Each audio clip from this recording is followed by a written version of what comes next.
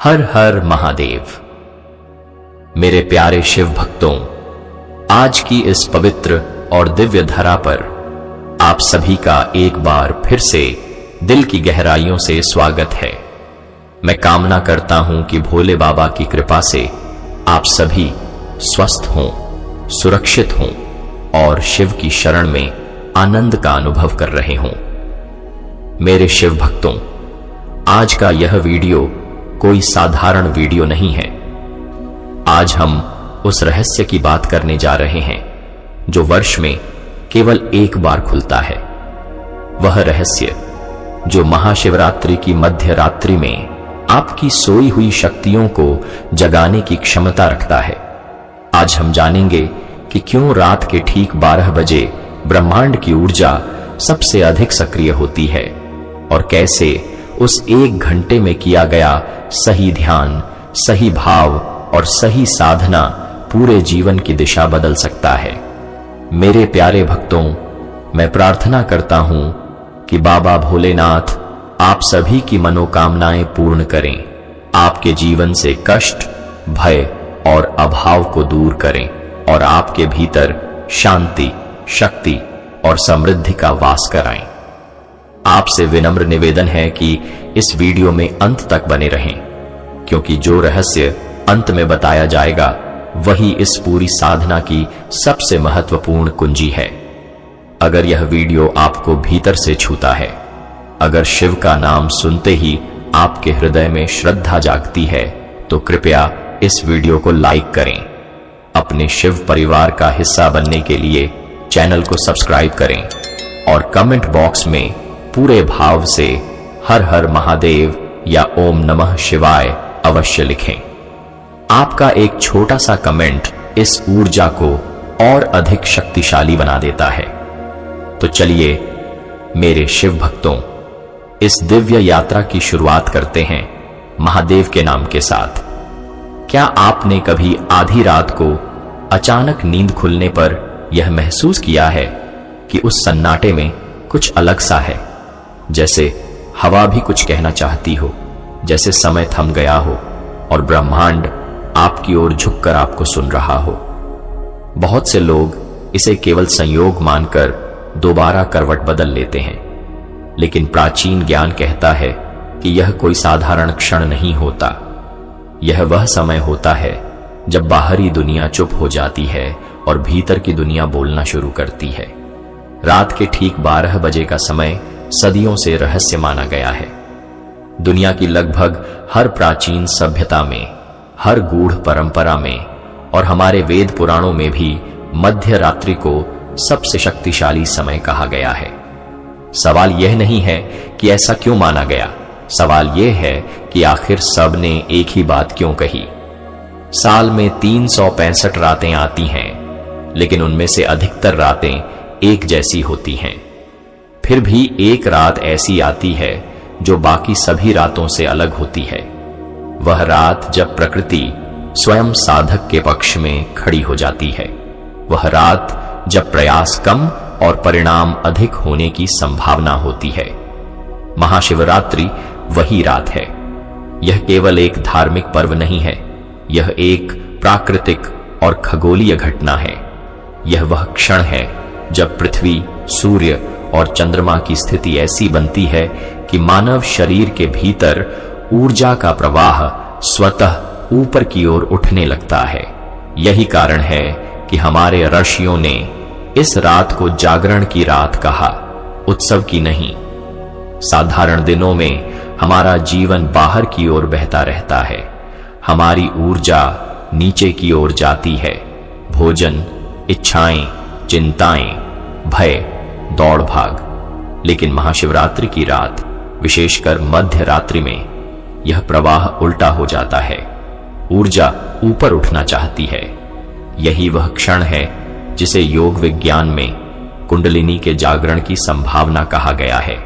ध्यान देने वाली बात यह है कि यह कोई जबरन किया गया अभ्यास नहीं होता, बल्कि एक प्राकृतिक सहयोग होता है। प्रकृति स्वयं आपका हाथ पकड़ लेती है, बस आपको जागना होता है। हमारे शास्त्रों में एक शब्द आता है, निशिता काल, यह वही समय है जब रात अपने सबसे गहरे अंधकार में होती है। बाहर अंधेरा जितना घना होता है, भीतर प्रकाश की संभावना उतनी ही अधिक होती है। शिव पुराण और अन्य ग्रंथ बताते हैं कि यही वह समय है जब शिव तत्व सबसे अधिक सक्रिय होता है। शिव को यहां किसी मूर्ति या आकृति के रूप में नहीं समझना चाहिए, बल्कि चेतना के रूप में समझना चाहिए।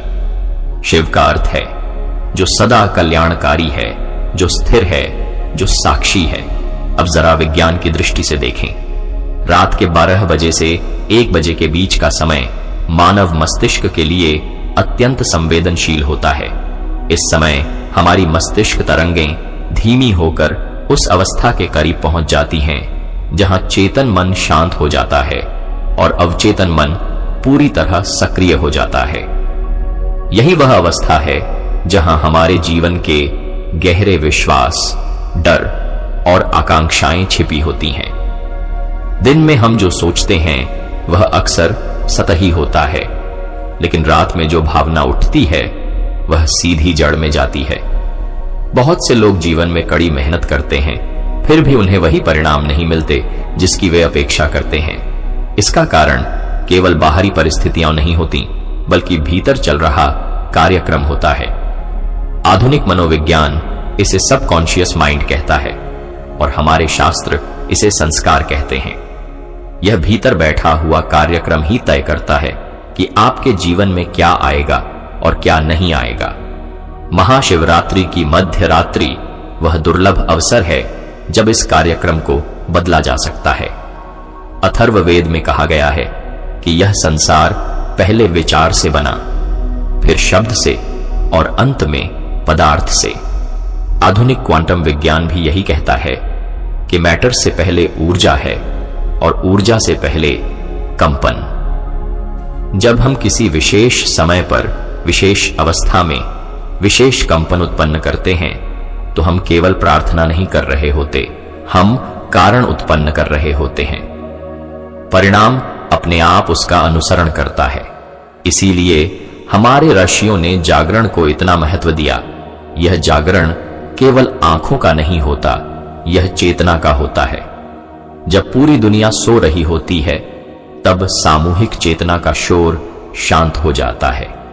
इस सन्नाटे में किया गया एक भी संकल्प बहुत दूर तक जाता है। यह ठीक वैसा ही है जैसे शांत झील में फेंका गया पत्थर दूर तक तरंगें पैदा करता है, लेकिन भीड़ भरे पानी में वही पत्थर गुम हो जाता है। महाशिवरात्रि की रात को कालरात्रि भी कहा गया है, लेकिन यह डरावनी नहीं है। यह वह रात है जो पुराने को समाप्त कर नए के लिए जगह बनाती है। काल का अर्थ है समय, और शिव काल के भी स्वामी हैं। इस रात समय की पकड़ ढीली हो जाती है। यही कारण है कि इस रात किया गया ध्यान, जप या संकल्प साधारण दिनों की तुलना में कई गुना अधिक प्रभावी माना गया है। अब सवाल यह उठता है कि आखिर मध्य रात्रि ही क्यों? इसका उत्तर हमारे शरीर के भीतर छिपा है। हमारे मस्तिष्क के बीचों बीच एक छोटी सी ग्रंथि होती है जिसे पीनियल ग्लैंड कहा जाता है। यह ग्रंथि अंधेरे में सक्रिय होती है। यही कारण है कि पूर्ण अंधकार में ध्यान गहरा हो जाता है। यही ग्रंथि मेलाटोनिन जैसे हार्मोन का स्राव करती है, जो हमें गहरी अंतर्मुखी अवस्था में ले जाता है। आध्यात्मिक परंपराएं इसे आज्ञा चक्र या तीसरा नेत्र कहती हैं। जब महाशिवरात्रि की मध्य रात्रि में हम जागते हैं तो हम अनजाने में ही अपने भीतर उस द्वार को खोल रहे होते हैं जहां से हमारी वास्तविकता का निर्माण होता है। इस समय किया गया संकल्प केवल इच्छा नहीं रहता, वह बीज बन जाता है, और बीज को बार बार उखाड़ कर देखने की आवश्यकता नहीं होती। उसे केवल सही मिट्टी, सही समय और सही ऊर्जा चाहिए। हमारे शास्त्र यह भी कहते हैं कि मानव शरीर 5 तत्वों से बना है: पृथ्वी, जल, अग्नि, वायु और आकाश। हमारी उंगलियां इन्हीं तत्वों का प्रतिनिधित्व करती हैं। जब हम उंगलियों को एक विशेष ढंग से जोड़ते हैं तो हम अपने शरीर के भीतर ऊर्जा के प्रवाह को दिशा दे रहे होते हैं। यह कोई प्रतीकात्मक क्रिया नहीं है, यह शरीर का विज्ञान है। आज का न्यूरोसाइंस भी मानता है कि शारीरिक मुद्रा हमारे मानसिक और भावनात्मक स्तर को सीधे प्रभावित करती है। महाशिवरात्रि की रात को की जाने वाली साधना देखने में बहुत साधारण लग सकती है, लेकिन उसका प्रभाव बहुत गहरा होता है। यह ठीक वैसा ही है जैसे एक छोटा सा स्विच पूरे कमरे को रोशन कर देता है। फर्क केवल इतना है कि यहां रोशनी बाहर नहीं, भीतर जलती है। कुबेर, जिन्हें धन का देवता कहा जाता है, केवल इसलिए समृद्ध नहीं थे क्योंकि उनके पास सोना था, बल्कि इसलिए क्योंकि वे ऊर्जा के नियम को जानते थे। पौराणिक कथाएं बताती हैं कि उन्होंने शिव की आराधना केवल भक्ति के लिए नहीं, बल्कि उस सिद्धांत को समझने के लिए की थी जो अभाव को प्रचुरता में बदल देता है। यह सिद्धांत आज भी उतना ही जीवित है, बस हमने उसे भूल जाना है। महाशिवरात्रि की मध्य रात्रि उस भूले हुए ज्ञान को फिर से छूने का अवसर देती है। यह रात आपको कुछ नया देने नहीं आती, यह आपको वही याद दिलाने आती है जो पहले से आपके भीतर मौजूद है। शिव बाहर नहीं है, शिव आपकी चेतना की सबसे गहरी परत में है। और जब आप इस सच्चाई को महसूस करना शुरू करते हैं, तभी साधना शुरू होती है। यह वीडियो उसी यात्रा का पहला कदम है। अभी आपने केवल द्वार की आहट सुनी है। आगे क्या करना है, कैसे करना है, किस दिशा में बैठना है, किस क्षण सांसों को पकड़ना है, यह सब हम आगे की वीडियो में बहुत सरल और सहज भाषा में समझेंगे। अभी इतना जान लेना ही पर्याप्त है कि यह कोई चमत्कार नहीं, बल्कि चेतना का विज्ञान है। और विज्ञान तब काम करता है जब आप उसे समझकर श्रद्धा और जागरूकता के साथ अपनाते हैं। जब कोई साधक महाशिवरात्रि की रात को जागता है तो वह केवल नींद का त्याग नहीं करता, वह अपने भीतर बैठे पुराने कार्यक्रमों से बाहर आने का साहस करता है। दिन भर हमारा मन बाहरी दुनिया से इतना भरा रहता है कि भीतर की आवाज दब जाती है, लेकिन जैसे ही रात गहराती है और घड़ी की सुइयां 12 के पास पहुंचती हैं, वैसे ही मन का शोर धीरे धीरे थमने लगता है। यही वह क्षण है जब मन पहली बार सुनने की अवस्था में आता है। सुनने का अर्थ बाहर की आवाजें नहीं, बल्कि भीतर की कंपन को सुनना। यही कारण है कि प्राचीन साधनाओं में रात को इतना महत्व दिया गया है, क्योंकि रात मन को खाली कर देती है और खाली मन ही भरने योग्य होता है। अब यहां एक बहुत सूक्ष्म बात समझना जरूरी है। महाशिवरात्रि की साधना केवल मंत्र बोलने या किसी विशेष मुद्रा में बैठने का नाम नहीं है। असली साधना वहां शुरू होती है जहां मन और शरीर एक ही दिशा में चलने लगते हैं। आम दिनों में हमारा शरीर एक जगह होता है और मन कहीं और भटक रहा होता है, लेकिन जब शरीर स्थिर होता है, सांसें लय में आती हैं और मन को कोई स्पष्ट दिशा मिल जाती है, तब भीतर एक ऐसा संतुलन बनता है जिसे योग में एकाग्रता की प्रारंभिक अवस्था कहा गया है। इसी अवस्था में किए गए संकल्प बीज की तरह अवचेतन मन में गिरते हैं। हम अक्सर सोचते हैं कि शब्दों में शक्ति होती है, लेकिन सच यह है कि शब्द से पहले भाव में शक्ति होती है। शब्द तो केवल वाहन है, अगर भाव नहीं है तो मंत्र केवल ध्वनि रह जाता है। यही कारण है कि बहुत से लोग जीवन भर जप करते रहते हैं, लेकिन भीतर कोई वास्तविक परिवर्तन नहीं होता। दूसरी ओर कोई व्यक्ति बहुत कम शब्दों में लेकिन गहरे भाव के साथ जो कह देता है, वह उसकी पूरी जीवन दिशा बदल देता है। महाशिवरात्रि की मध्य रात्रि इसी भाव को जगाने का समय है। अब आते हैं उस रहस्य पर जिसे हमारे शास्त्रों में मुद्रा विज्ञान कहा गया है। हमारे हाथ केवल काम करने के उपकरण नहीं हैं, वे ऊर्जा के संवाहक हैं। आज का विज्ञान भी यह मानता है कि हमारी उंगलियों के सिरों पर हजारों तंत्रिका अंत होते हैं जो सीधे मस्तिष्क से जुड़े होते हैं। जब हम उंगलियों को एक विशेष तरीके से जोड़ते हैं तो हम केवल हाथ नहीं मोड़ रहे होते, बल्कि मस्तिष्क को एक विशेष संकेत भेज रहे होते हैं। यही संकेत हमारे भीतर चल रही मानसिक तरंगों को बदलने लगते हैं। जिस कुबेर मुद्रा की बात इस साधना में आती है, वह वास्तव में भीतर के 3 महत्वपूर्ण सिद्धांतों को एक साथ लाने की प्रक्रिया है: इच्छा, स्थिरता और क्रिया। जब अंगूठा, तर्जनी और मध्यमा उंगली आपस में स्पर्श करती हैं, तो यह शरीर के भीतर एक पूर्ण चक्र बनाती हैं। यह चक्र अधूरी ऊर्जा को पूरा करता है। ठीक वैसे ही जैसे अधूरा बिजली का सर्किट बल्ब को नहीं जला पाता, लेकिन जैसे ही सर्किट पूरा होता है, प्रकाश स्वतः प्रकट हो जाता है। यहां ध्यान देने वाली बात यह है कि यह मुद्रा कोई जादुई ताबीज नहीं है। यह एक ट्रिगर है। यह अवचेतन मन को संकेत देती है कि अब एक विशेष अवस्था में प्रवेश करना है। जैसे ही यह संकेत जाता है, मन धीरे धीरे उसी दिशा में ढलने लगता है। यही कारण है कि कुछ ही मिनटों में साधक को अपने भीतर हल्कापन, गर्माहट या कंपन का अनुभव होने लगता है। यह कोई कल्पना नहीं है, बल्कि तंत्रिका तंत्र की प्रतिक्रिया है। अब मंत्र की बात करें। मंत्र का अर्थ केवल बार बार दोहराया गया शब्द नहीं है। मंत्र वह ध्वनि है जो मन को एक आकार देती है।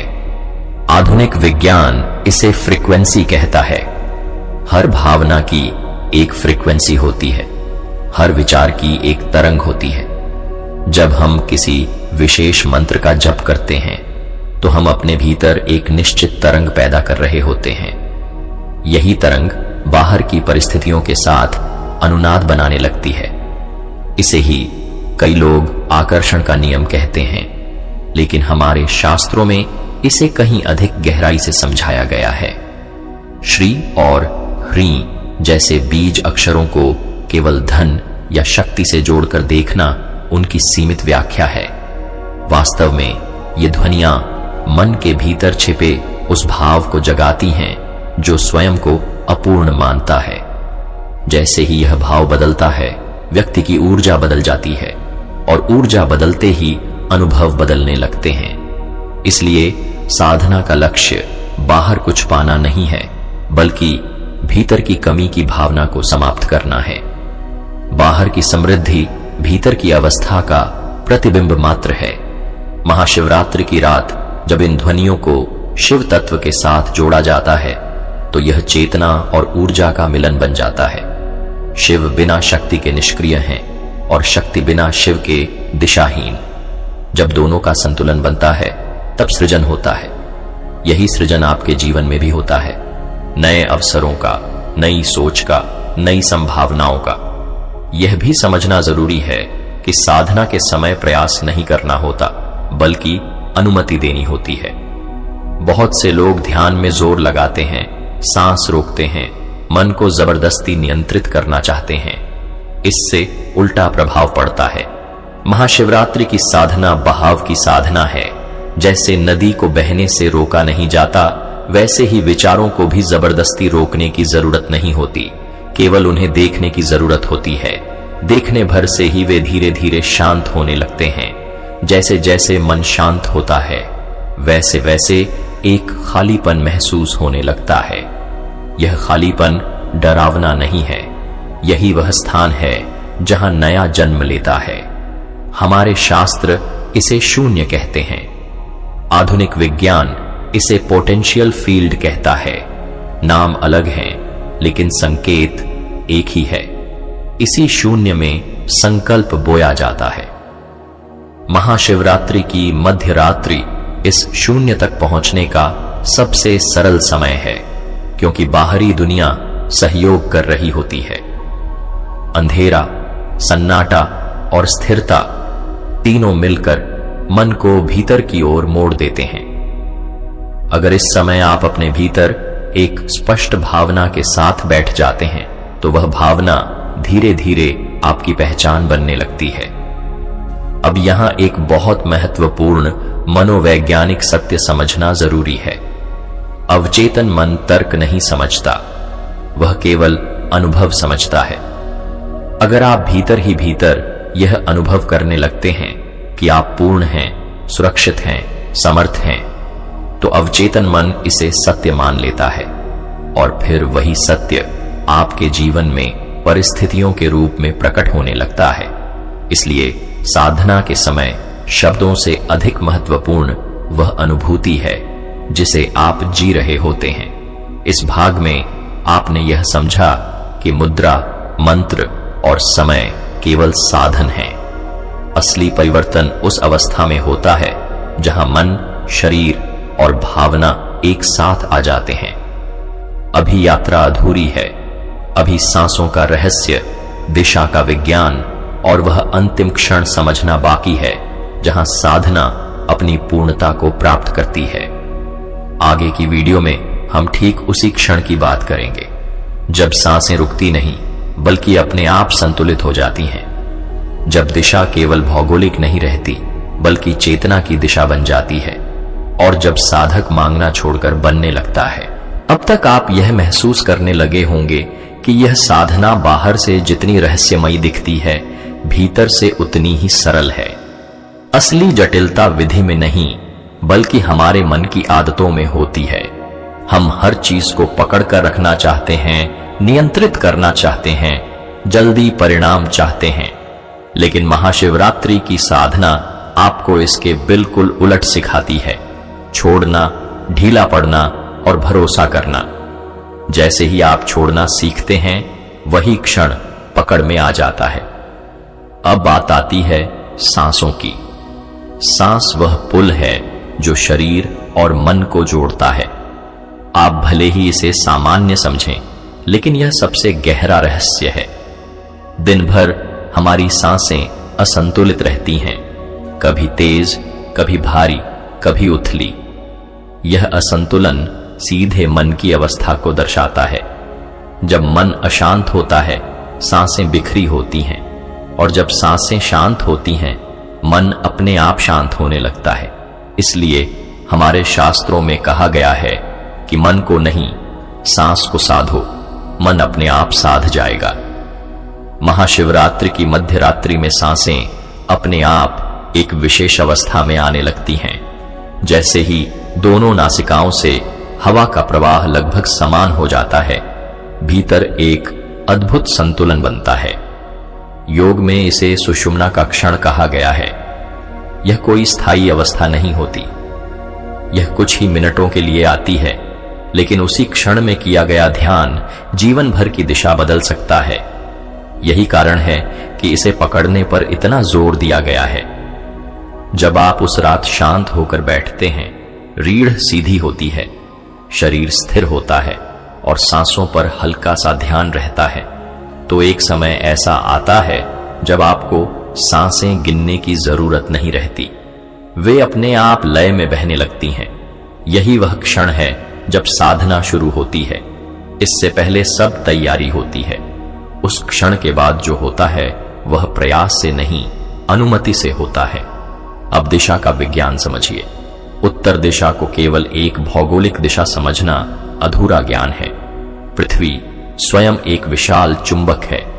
उसकी ऊर्जा रेखाएं उत्तर दक्षिण दिशा में बहती हैं। जब आप उत्तर की ओर मुख करके बैठते हैं, तो आपकी रीढ़ की हड्डी इस चुंबकीय प्रवाह के साथ संरेखित हो जाती है। इससे शरीर के भीतर प्रतिरोध कम होता है। ठीक वैसे ही जैसे सही दिशा में तैरने पर नदी आपको आगे ले जाती है और विपरीत दिशा में तैरने पर आप थक जाते हैं। इस अवस्था में बैठकर जब आप मंत्र का सूक्ष्म जप करते हैं या केवल उस ध्वनि को भीतर महसूस करते हैं, तो आप कुछ मांग नहीं रहे होते। आप स्वयं को उस आवृत्ति में ढाल रहे होते हैं जहां अभाव का अस्तित्व नहीं होता। यही सबसे बड़ा रहस्य है। ब्रह्मांड से कुछ पाने के लिए उससे लड़ना नहीं पड़ता, बल्कि उसके जैसा बनना पड़ता है। जैसे ही आप उस अवस्था में आते हैं, जीवन की परिस्थितियां अपने आप बदलने लगती हैं। यहां एक बात बहुत साफ समझ लेना जरूरी है। इस साधना का परिणाम किसी जादुई घटना के रूप में तुरंत दिखे या न दिखे, इससे उसका महत्व कम नहीं होता। कई बार परिवर्तन भीतर होता है, आपकी सोच में, आपके निर्णयों में, आपके डर के स्तर में। और यही भीतर का परिवर्तन धीरे धीरे बाहर की दुनिया को बदल देता है। बीज जमीन के भीतर अंकुरित होता है, ऊपर नहीं। अगर आप हर दिन मिट्टी खोद कर देखेंगे कि अंकुर निकला या नहीं, तो वह कभी नहीं निकलेगा। साधना पूरी होने के बाद जो क्षण आता है वही सबसे निर्णायक होता है, धन्यवाद का भाव। जब आप कृतज्ञता के साथ उठते हैं तो आप अवचेतन मन को यह संकेत देते हैं कि कार्य पूर्ण हो चुका है। यह भाव बहुत गहरा मनोवैज्ञानिक प्रभाव डालता है। अगर साधना के बाद भी मन में बेचैनी है, संदेह है, तो वही संदेह भीतर बोए गए बीज को कमजोर कर देता है। इसलिए शास्त्रों में कहा गया है, कर्म करो, फल छोड़ दो। यह कोई नैतिक उपदेश नहीं है, यह ऊर्जा का नियम है। उस रात साधना के बाद चुपचाप सो जाना भी साधना का ही हिस्सा है।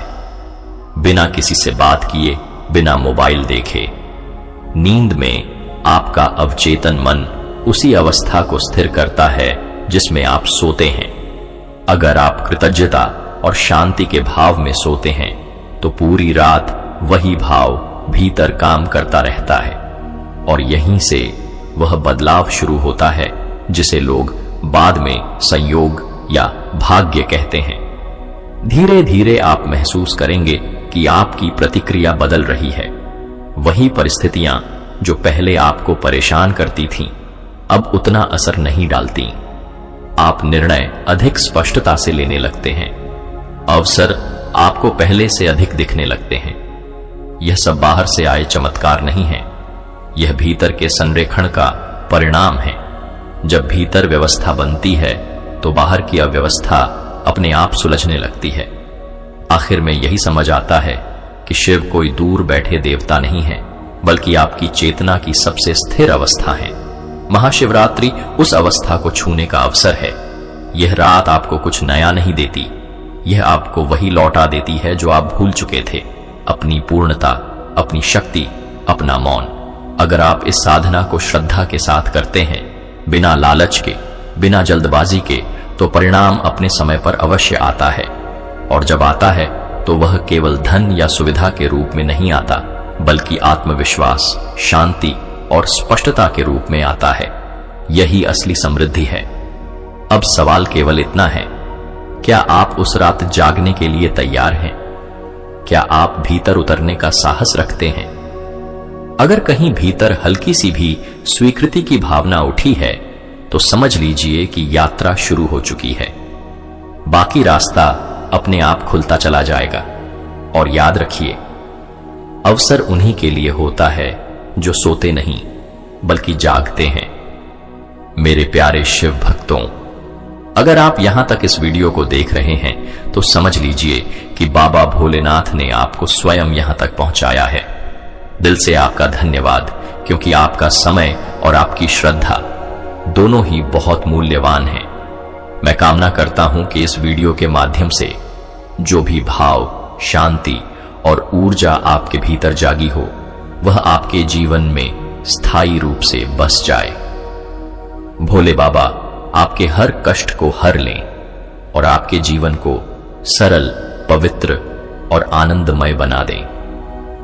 अगर यह वीडियो आपके हृदय को छू पाया हो, अगर इसमें कही गई कोई बात आपके भीतर तक उतरी हो, तो कृपया इस वीडियो को लाइक जरूर करें। आपका एक लाइक इस शिव ज्ञान को और लोगों तक पहुंचाने में मदद करता है। और अगर आप अभी तक हमारे शिव परिवार का हिस्सा नहीं बने हैं तो चैनल को सब्सक्राइब जरूर करें, ताकि शिव की कृपा, ध्यान और ज्ञान से जुड़े ऐसे ही दिव्य वीडियो आप तक लगातार पहुंचते रहें। कमेंट बॉक्स में अपने भाव अवश्य लिखें। आप हर हर महादेव या ओम नमः शिवाय लिखकर इस ऊर्जा में अपनी उपस्थिति दर्ज करा सकते हैं। आपका एक छोटा सा कमेंट इस साधना को और अधिक पूर्ण बना देता है।